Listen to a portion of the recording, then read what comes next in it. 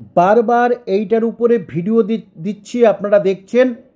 আমিও নিজে নিরুপায় এবং অসন্তুষ্ট, আপনারা অসন্তুষ্ট, তাই মাত্র 2 মিনিট সময় দেখুন।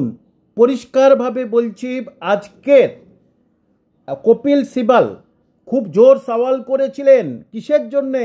ওবিসি মামলার জন্যে। কারণ ওবিসি মামলাটা যদি ফয়সালা না হয় তাহলে রাজ্যের ক্ষেত্রে অনেক দুর্গতি আছে, রাজ্যের অনেক বিপদ আছে, সামনে ভোট। কারণ ওবিসি স্পেশালি সংখ্যালঘু ছেলে মেয়ে, তারা তাহলে বিভিন্নভাবে বিপদগ্রস্ত হবে, তারা অনেক টাকা পাবে না, চাকরি বাকরি ভর্তির ক্ষেত্রে তারা পিছিয়ে আসবে। আর সেই জন্যই কপিল সিবাল আজকের দারুণ সওয়াল করেছিলেন ওবিসি মামলা ফয়সালার জন্য, কিন্তু শুনলেন না বিচারপতি, শুনবই না। ঠিক একইভাবে এমন কেউ নেই যে স্কুল সার্ভিস মামলাটা নিয়ে একটু তদবির করে, স্পেশাল হিয়ারিং করে।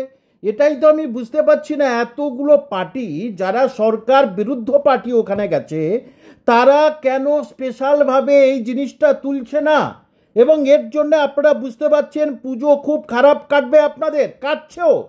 তাহলে গণ আন্দোলন করুন, মানে সাংবিধানিক নিয়ম মেনে, কোর্টের নির্দেশ মেনে সাংবিধানিক আন্দোলন করুন।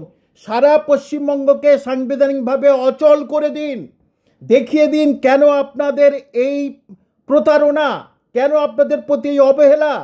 কিন্তু দুঃখের বিষয়, বহু গ্রুপ আমার কাছে এসেছিল, কেউ এক হতে চাচ্ছে না, অনেকেই টিভির সামনে মুখ দেখাতে চাচ্ছে। আমি আপনাদের বলছি, আপনারা এখন পিছনে থাকবো, আমি মুখ আমি দেখাবো না, আমাকে সবাই চিনে গেছে। তাই দয়া করে সংঘবদ্ধ হয়ে সবাই এখন কলকাতাটা, তারা বাংলাটাকে অচল করে দিন, দেখবেন টনক নড়ে যাবে।